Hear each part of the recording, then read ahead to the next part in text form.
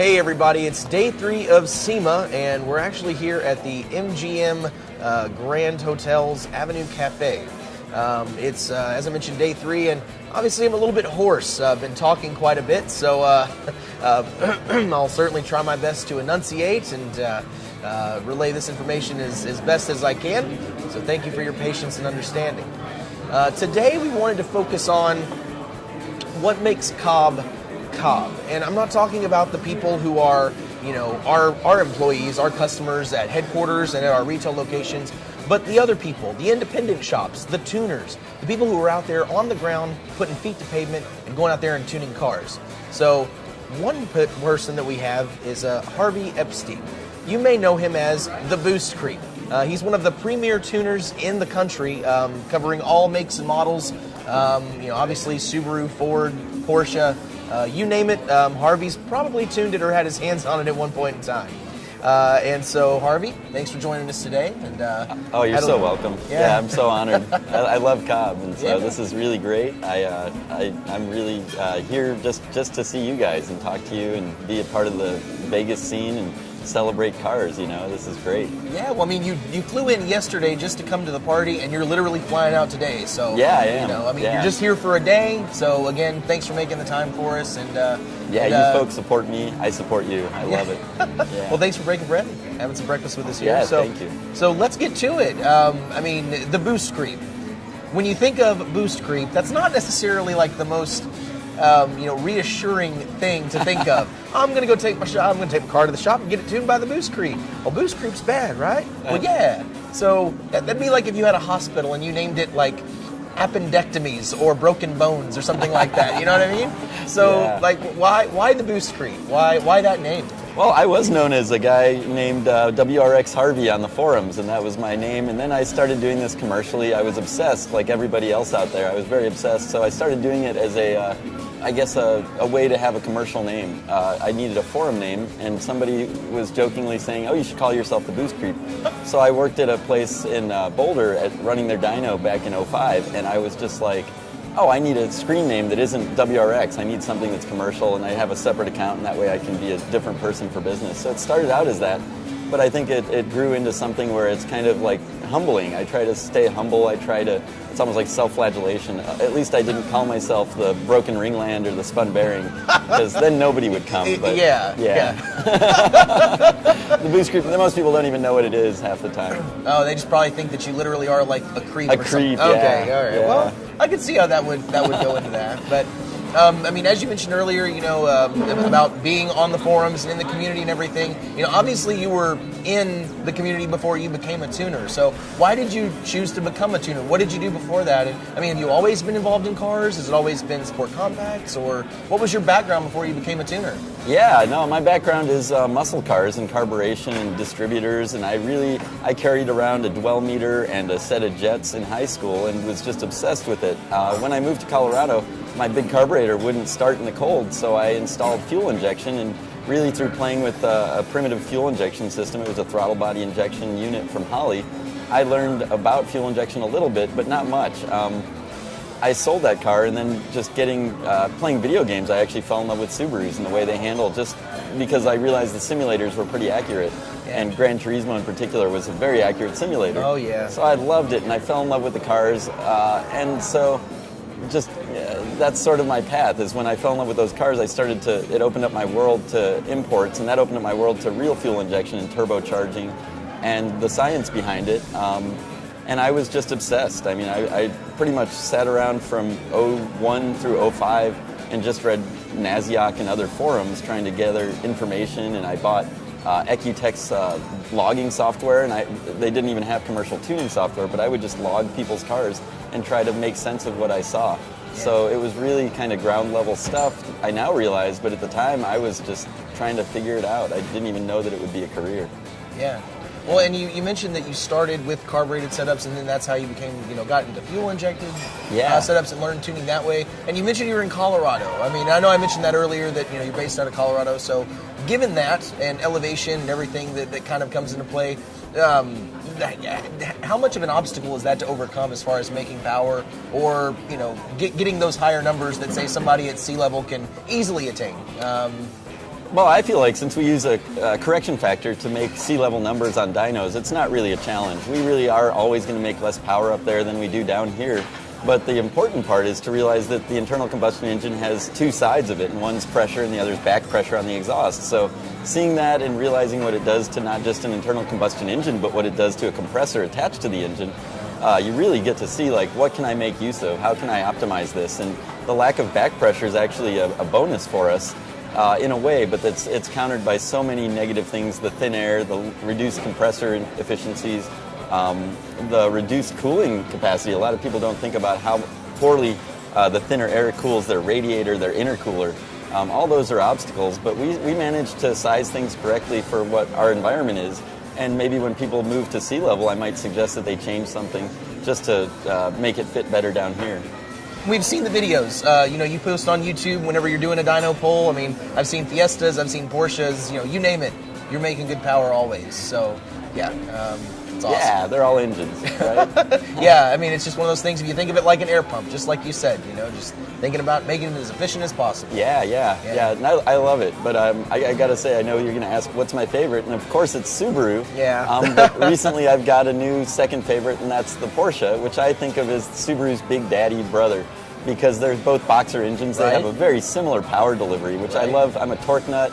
I don't really care about an engine that has high volumetric efficiency at redline, although there are things like the GT3 heads where you have that.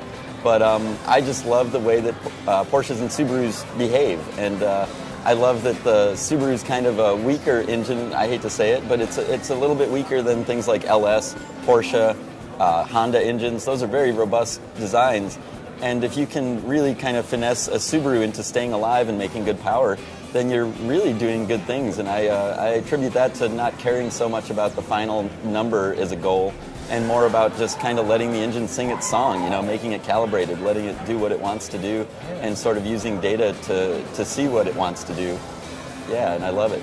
So let it do its thing. Yeah. Let it party. Well, and I know you mentioned earlier, that you love COBB, and that's a big part of your business. So with the hardware, the hard parts, the software that you use to tune, how does that fit into your day-to-day operations? I mean, how big of a role do we play in the boost crew?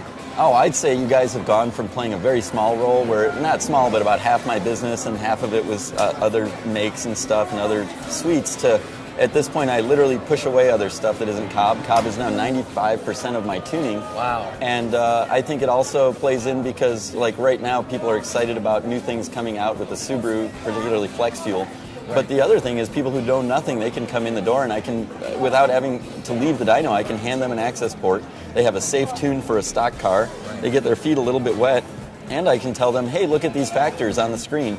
See if this looks normal, or looks like what I'm about to tell you it should look like. And they go out and they see it, and they're reassured. They drive it, they feel the quality, they feel it, even though it should be measured and stuff. It at least gives them the confidence after a few months to come back and say, hey, that's not enough anymore. My neck muscles have grown a lot stronger, and I need something that's going to pull it back again. Yeah. So at that point, they start, they have the trust in the software, and they come back for more.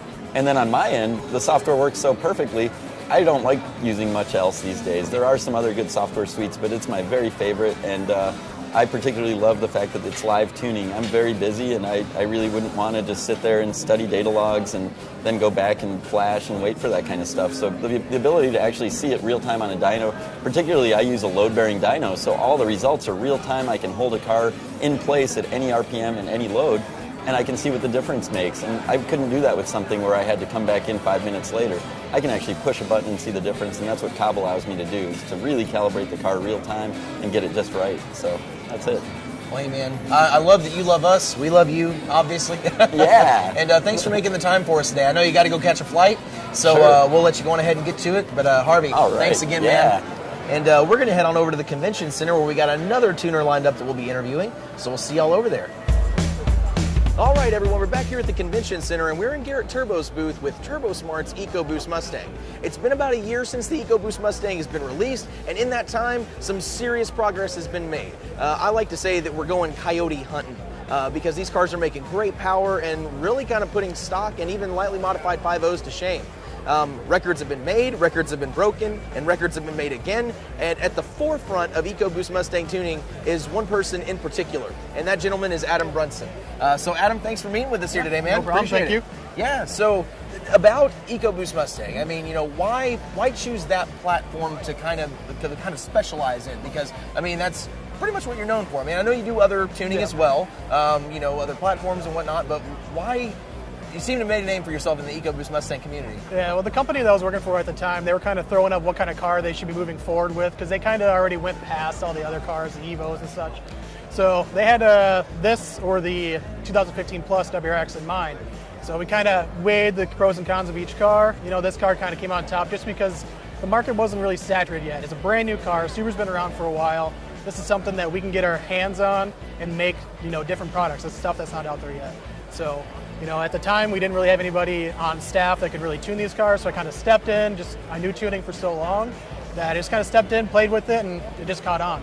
And I had really good luck with it. Well, yeah, absolutely. And I know we had kind of touched on that earlier. We were talking about some of the records and things. I mean, we're talking, cars that are deep into the 11s. You even got some cars that are in the 10s already. Yep. I mean, customer cars and then even cars here at SEMA alike. So, I mean, this is very attainable. I mean, somebody can go out and buy an EcoBoost Mustang for $25,000, $26,000, somewhere in that neighborhood, and get an access port, get a tune with Adam, and I mean make some really awesome power and go out and do this too. I mean, this isn't something where it's just this really complicated formula. I mean, it's very attainable, right? Yeah, absolutely. I mean, it's really simple. It's just really, these cars go fast. I mean, I got them in the 11s right now with stock turbo, stock block. I mean, all it is just throw an access port on it. That's the main key, and then you got to do an intercooler. That with some good fuel, you're good to go. You're reaching 340 horsepower on pump gas. And the car's automatic and just hooks on the track. 11.7's easy. The GTs are having a hard time with that. Exactly, because of the weight and everything else that you got going on. So, I mean, of course, you got the turbo. Little boost, so. Some torque. Yeah, so in this car in particular, tell us a little bit about what's been done to this car, the Turbo Smart car. So, as you mentioned, this is Marty from Turbo Smart. He kind of made a custom turbo kit for it. It uses a Garrett GTX 2867. It's making about 400 wheel horsepower right now on 91 octane with just a little bit of octane booster in it. Okay. So it's a very modest car. It's not like crazy horsepower. You wanted something where you can just kind of go out in the street, do some tinkering around and hit the track every now and then. So he wasn't looking to break records. He just wants a nice car to drive. So it came out really easy. We went back and forth a couple of times on a tune. Still going to finalize it here in the next couple of weeks. And we'll post up some on the blogs and all the forums and such and kind of, show people about this car.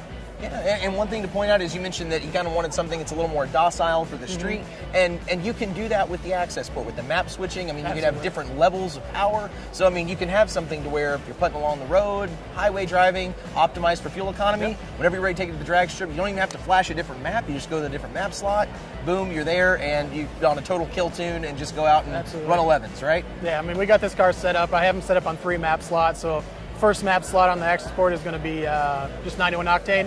Then he has the 91 octane with octane boost, and then the third slot's economy tune that I made. So even with this big turbo on here, the car gets like 32 miles a gallon.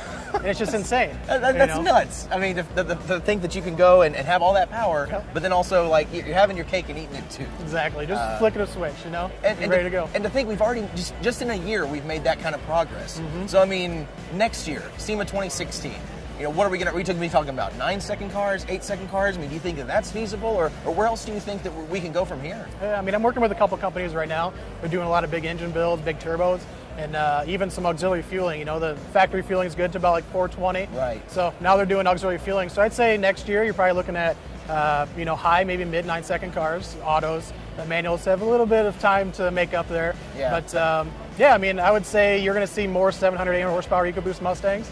And 9s and mid 9s are going to be possible for sure. I mean, within a year, 10-second pass on a 4-cylinder Mustang. I mean, it's crazy. It's still unreal, man. One more year, it's just going to get even crazier. I know. Well, we'll go on ahead and get out of this crazy SEMA environment and get back to work, right? Absolutely. So, awesome. Well, Adam, thanks for the time, man. Thank Absolutely. You. And that's going to wrap it up for our third day here at SEMA. So we'll be back tomorrow with some more awesome content for you guys. We'll see you then.